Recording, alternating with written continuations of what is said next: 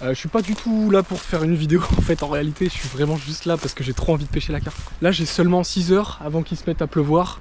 On est le 13 mars, demain c'est l'ouverture truite. On peut pas faire l'ouverture parce qu'il prévoit 9 degrés, plus 10 mm de pluie. Aujourd'hui soleil, plus 18 degrés. J'avais trop envie d'aller pêcher la carpe parce que là c'est un des derniers beaux créneaux qu'on a avant la pluie. Je vais vous présenter rapidement mon setup avant et puis après là c'est vraiment setup tranquille, on n'est pas sur de la grosse production. J'ai juste pris un sac à dos, ma canne à pêche, le maïs là, la fronde ici, les montages là. J'ai une petite épuisette à chevenne ici. On va vraiment essayer de se déplacer vite, donc pas de tapis de réception, pas de baignoire, rien. On est en mode ultra compact. Voilà. J'ai juste préparé la canne et on est parti. Le premier spot il est juste là. La règle d'or du stalking, si vous attendez plus de 15-20 minutes, c'est qu'il y a un problème.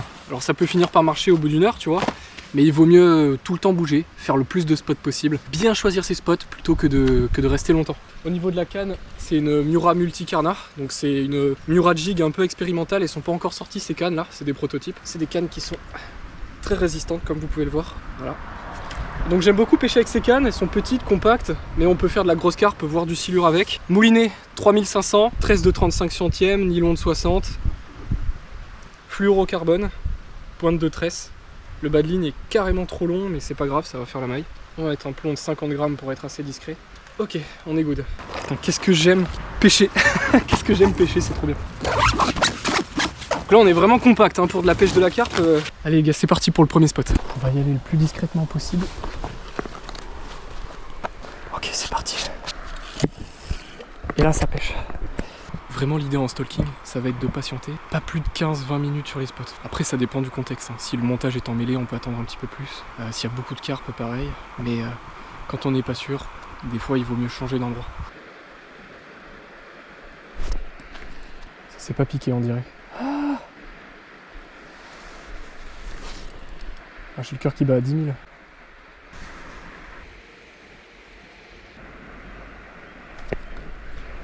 C'est pas piqué encore. Alors est-ce que c'est le poisson qui touche le fil ou est-ce que c'est l'hameçon qui est pas piquant? Ah! Bon c'est pas grave, on va changer d'endroit. Bon, on a déjà pris 2 touches. C'est bon signe parce qu'il y a de l'activité. C'est dommage parce qu'on les a pas piqués, je sais pas pourquoi. Donc là, prochain spot, j'y suis arrivé et on va faire une carpe potentiellement dans nos pieds. Donc allez, c'est parti.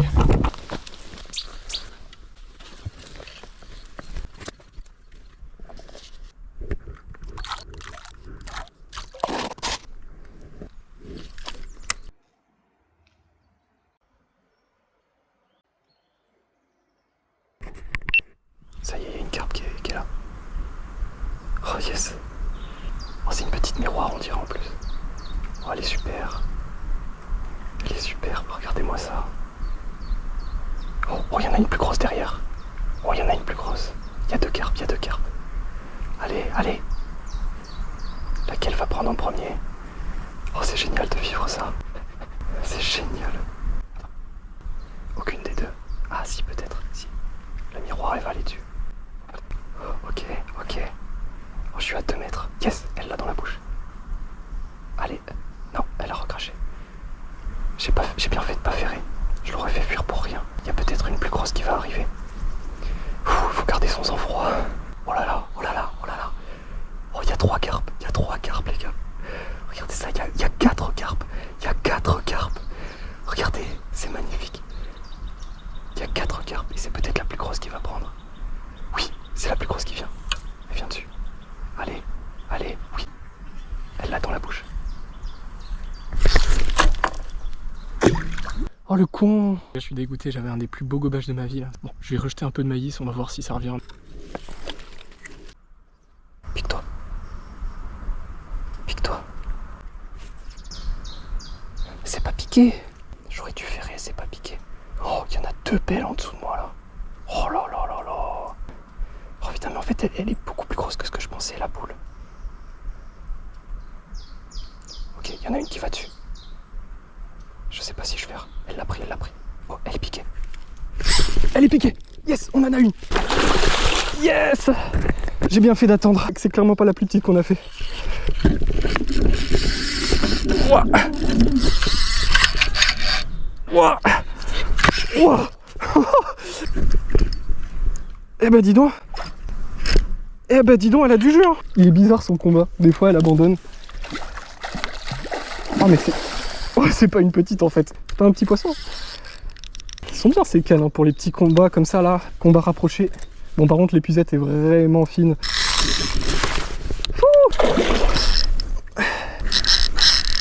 Ouah, ouah.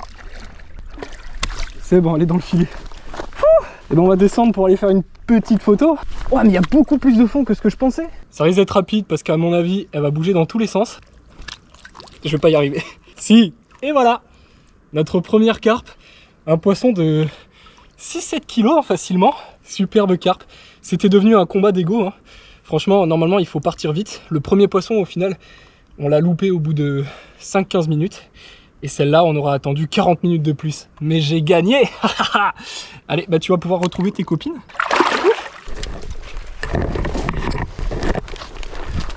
Allez, go. Mission réussie sur ce spot. C'était pas facile. On va se mettre ici le temps de manger. À partir de maintenant, on fait du vrai stalking vu qu'on voit plus les carpes. On attend 10-15 minutes le temps de manger. On peut vraiment encore faire des trucs de fou. Allez, c'est parti. On croise les doigts. Allez, prochain spot. Quelle ambiance de ouf. Franchement, je me régale. Et puis l'odeur du printemps qui arrive. Allez, on va trouver un arbre immergé ou un trou, une fosse. Oh la vache.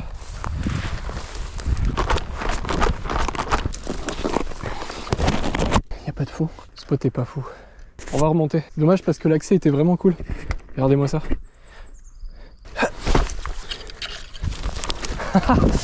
Allez, ça c'est bon, ce genre de petite galère là.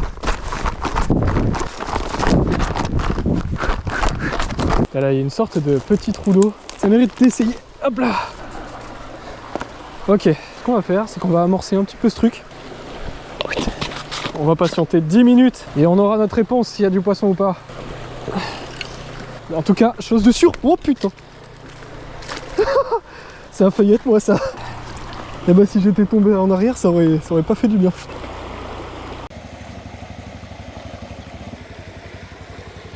Qu'est-ce qu'il fait Robert? Ah mais il pêche la carpe on dirait. Hein? Ouh là là. Il jette des trucs dans la rivière.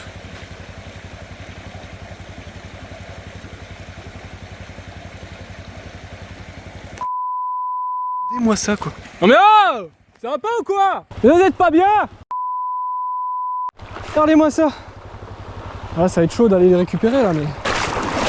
Qu'est-ce qu'il a jeté ça? Ah c'est des carcasses les gars. C'est des carcasses qu'il a jeté. Non mais ça va pas? Putain mais je te jure qu'il y a un sac qui s'est ouvert. C'est des morceaux de viande ou je sais pas quoi. Oh mais quel... Putain mais sans déconner. Je sais pas ce qu'on va trouver là-dedans mais... Ah putain mais il y a vraiment des... Et après c'est les mêmes qui t'accusent le silure et tout ça quoi. C'est les mêmes qui viennent dire que c'est la faute de X ou Y alors que c'est les premiers. Putain mais c'est que c'est lourd. Oh là ça pue. Oh. Oh. Putain. Fait chier sans déconner. Mais j'ai bien fait de le filmer celui-là. Je sentais qu'il allait faire une dinguerie, j'en étais sûr. Mérido, bonjour. Oui, allô, bonjour. Ce serait pour vous signaler une infraction ou je sais pas trop ce que c'est, mais là je viens de voir un mec arriver avec un quad, il a balancé des sacs poubelles dans la rivière. J'en ai récupéré un, il est rempli de carcasses de je sais pas quoi.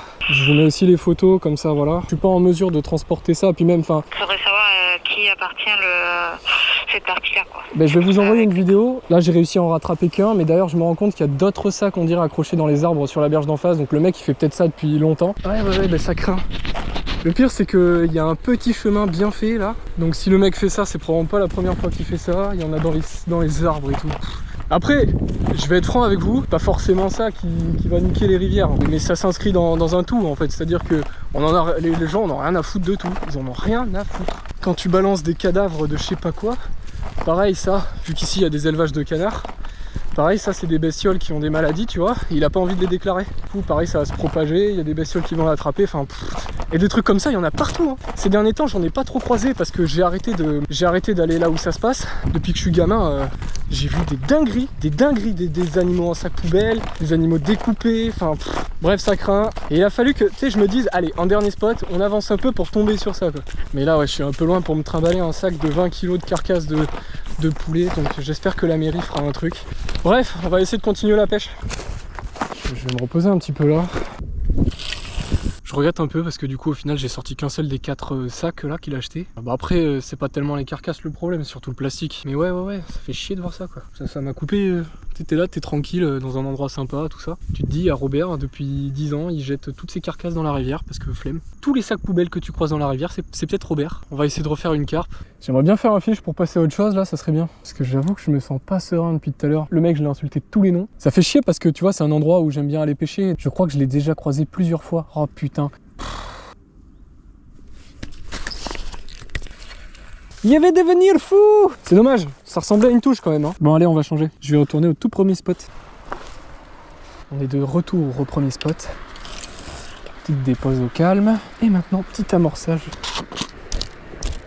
Oh, il y a une carpe, il y a une carpe. Là, il y a une carpe. Je vois bien sa masse. Oh, elle est à la surface quasiment. Oh, et elle est au-dessus de mon fil. Oh. Elle a touché le fil. Mon cœur, c'était big. Ah, je vois une carpe, c'est bien, j'arrive à voir des masses sombres passer, ça fait trop plaisir. Oh. Ah, je les vois. Oh, il y en a plein. Oh, il y a la grosse carpe. Je crois qu'il y a la grosse carpe. Oh, il y a un truc énorme. Oh, il y a un banc de carpe. Ça va tomber là, ça va tomber. Elles sont au-dessus. J'en vois une, elle est très très grosse. Il y a un banc de carpe, il y a 4 carpes. Elle est au-dessus la grosse. Mon cœur. Vous avez vu? Elles sont dans le fil. Je vais essayer de vous les filmer avec le tel. On les voit pas nettement, mais quand on a l'expérience, on arrive à les voir. Là, il y en a 2 dessus. On les voit bien. Les masses sombres là qui se déplacent. Là, il y en a une. Faut vraiment être patient, hein, parce que là j'ai le cœur qui bat à 10 000. C'est vraiment les émotions que je recherche quand je pêche, toute pêche confondue. C'est vraiment ça l'émotion la plus forte à la pêche. Mais je joue avec mes nerfs. Yes! C'est bon, on a un poisson. Oh, c'est une ghost! Yes! Oh! On a une quasi-koi. En fait, les ghosts, c'est des demi-koi, les gars. Incroyable! Il y avait plein de carpes et au final, c'est la ghost qu'on fait. Incroyable! Oh, elle est belle! Oh, yes! Là, il y a un sacré poisson, là. Oh, elle est belle! Waouh! Et combat, hein. Ça, c'est bon, ça. On a une demi-koi, les gars. Parce qu'en fait, une ghost, c'est l'hybridation entre une commune et une koi, ou entre une commune et une ghost. Et du coup, le gène se perd. Mais là, on a une hybridation qui est très récente. Elle est magnifique! Allez, la perds pas, Rémi, la perds pas. Wow, elle a une tête! Yes! Wouhou! Ça, c'est bon! C'est magnifique, regardez ça! La tête bien blanche. Et j'ai pas de baignoire pour faire une vraie photo, non mais sans déconner. Qui fout des carpes dans des handi pack net? Regardez ça, c'est mon épisode à Chevennes. Bon eh bien les gars, là c'est clairement une des plus belles carpes de ma vie que je viens d'attraper. Ça va être très compliqué de faire une photo avec elle, mais on va essayer quand même de la présenter. Je vais essayer de vous la présenter, ça va être rapide hein. Elle a l'air d'être un peu calme. Mais si, presque. Regardez ça. Première ghost de l'année. Voilà, regardez-moi ce visage qu'elle a, elle est magnifique. Elle est calme finalement, comparé à son combat qui était incroyable. On a un très beau poisson, à milieu entre une commune et une carpe koi. Elles sont sublimes, regardez-moi cette tête. J'en profite parce qu'elle est calme. C'est pas le cas de toutes les carpes.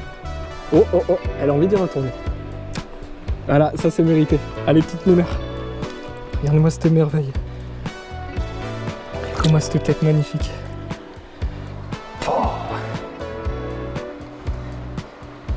C'est ma deuxième carpe ghost. Allez, tu peux y retourner. Voilà. Yes!